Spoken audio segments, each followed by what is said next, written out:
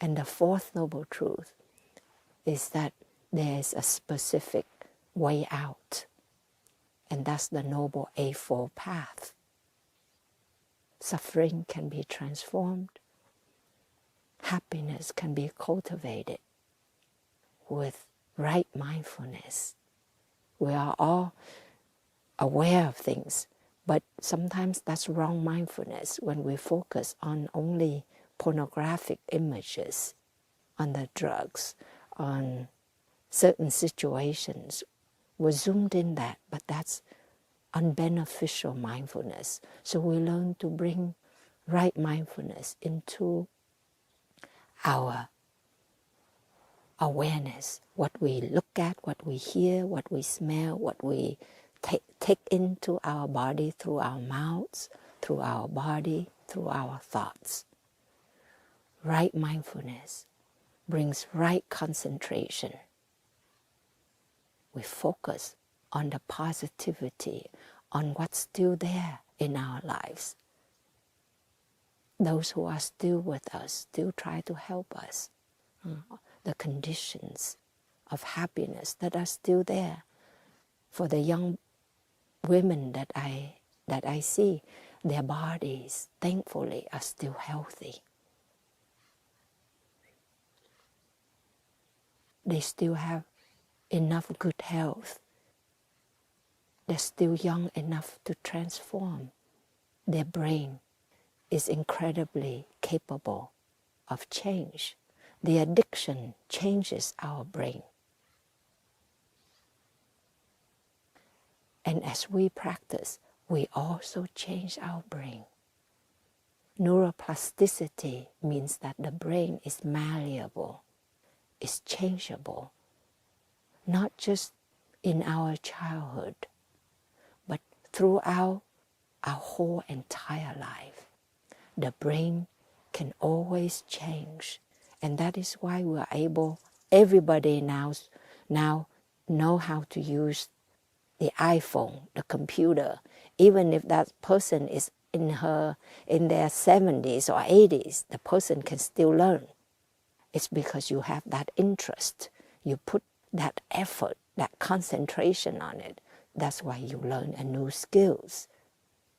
And so that proves that all of us can change our mind.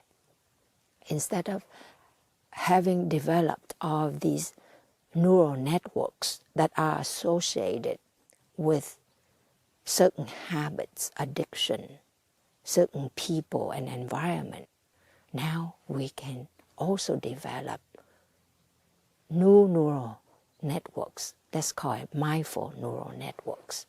We need to choose an environment that is more positive. If it's necessary that we move to another place, another apartment, another neighborhood, another state. Sometimes people even move to a different country. We move out of a different circle of friends, certain kind of work. We need a different environment that helps us to develop new habits and to wean off the old habits, the old associations, triggering factors. And so right mindfulness, right concentration will lead to right view about interbeing. The victim is in the perpetrator, and the perpetrator has become a victim. And we ourselves have been victims, and also we have been perpetrators of our own suffering and of the suffering of others as well. And so in that way, we don't always take a stance of a victim, but we are more proactive. We feel more responsible for our own lives and each other's lives. And that helps us to put more positive effort into change, believing in our capacity to heal and transform. Right view will help us to have right thinking in our daily life. People can go through a rehabilitation program one time, two times, or many times, and it may not be successful. And so as one musters enough courage to try it again, one is burdened with the thought, I failed before. Now what's different? So that's important, that we find a different environment. We get more help, and also neuroplasticity takes place. The most important factor that helps us to change our brain, to change our mind, is through thoughts, through positive, right thinking, positive, right views. We think all the time, but if we can simply recognize that thought as beneficial or unbeneficial, and we learn to change it, we breathe in and breathe out and smile with that negative thought, and to change it into something positive. I love you. I'm here for you. Let us give each other another chance. We tell that to ourselves. Instead of looking at our body and feeling shame, we say, thank you. Thank you for being there, for being so resilient and forgiving.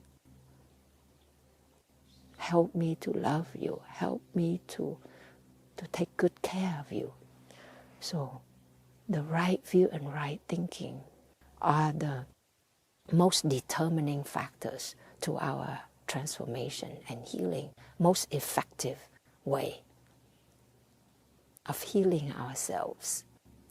And then that will lead to right speech, the right speech towards ourselves and to others, right bodily actions. We learn to nurture our body more. I taught that young woman who came for a day of mindfulness to massage her face, to hold her own hands, to hug herself. And her body was also tremoring very mildly. So I asked her, do you know that your body is tremoring? Do you know why? And she said, it's my anxiety. That made me think of the woman who went through this trauma as a 5-year-old girl, and how I held her. And I thought, can we do that for each other too? When somebody goes through withdrawal, let's say from a drug addiction, and our bodies also tremor like that. Can we hug ourselves and rock ourselves and speak lovingly to ourselves? Can we do that for a loved one, for a friend, for somebody when that person is going through withdrawal and tremoring all over like that? Because that physical tremor, but that is also psychological tremor. All the suffering is arising up. The mental pain along with the physical pain. Can we do that for ourselves and for each other? Because this woman, whom I held very tightly and rocked her body, the next day she told me, thank you. I feel that my inner child just bursted out of me. My inner child wanted to be seen and to be held by you, because I myself didn't know how to do that for her all these years. I didn't know how. And she was grateful that I showed her how to hold her own wounded child, so that when it happens again, if it happens again, she will know how. And she feels so much more connected to herself, to her inner child, so much lighter. That's transformation at the base. It's very deep healing. animals, when they are chased, when they escape death, they shake violently. The birds, they shake. I've seen a bird run into a window and fall down, and it gets up, it shakes for a long while, and then it flies away. I've seen other animals here. They shake after they escaped a snake or something. Human beings, we also tremor and shake after a car accident or after we just fall or something that startled us. Unfortunately, we don't really allow our whole body to go through that whole process. We get up and we try to move on, look around if anybody saw that we fell. Somebody just escaped from drowning. And when he was rescued, he told me he lay down for a few minutes, and then he got up and he drove his car, picked up his son, and the next day he went to another state for his work. His body never had a chance to shake out all of that nervous, frightful energy. It never completed that tremoring process. And so he got really sick. For 2 weeks he couldn't get over a cold, even though he was a very healthy young man. Many of us, we continue to suffer because one situation after another, we don't allow ourselves the time and space to process that trauma, that incident, physically, emotionally, psychologically. And it's held in here. The body becomes to shake from deep within. Sometimes I hug a person. Usually it's a young woman or an older woman. When I hug her, I would feel this tremor deep in the core. The person is not aware, but I can feel it coming out from deep within. Mild tremor, but it was definitely there. And that's trauma held deep within every cell of our body. So to be aware of the Four Noble Truths and to practice the 8 Four Noble Paths, right mindfulness, right view, right mindfulness, right concentration, right view, right thinking, right speech, right bodily actions, right livelihood. Find a work that is meaningful, that is helpful to us, to get less of a pay but have more time to take care of ourselves, of our loved ones. That gives us meaning, that we are helping others, helping Mother Earth, right livelihood and right diligence. A Four Noble Path, right diligence. It's very important for all of us. We have 4 kinds of diligence. The first 2 kinds of diligence deal with the positive seeds in us. When we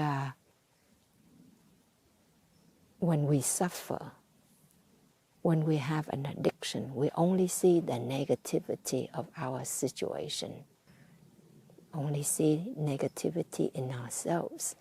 But we all have very positive seeds. Seeds of joy, of love, of understanding, of kindness, of generosity, of wishing well for ourselves and others.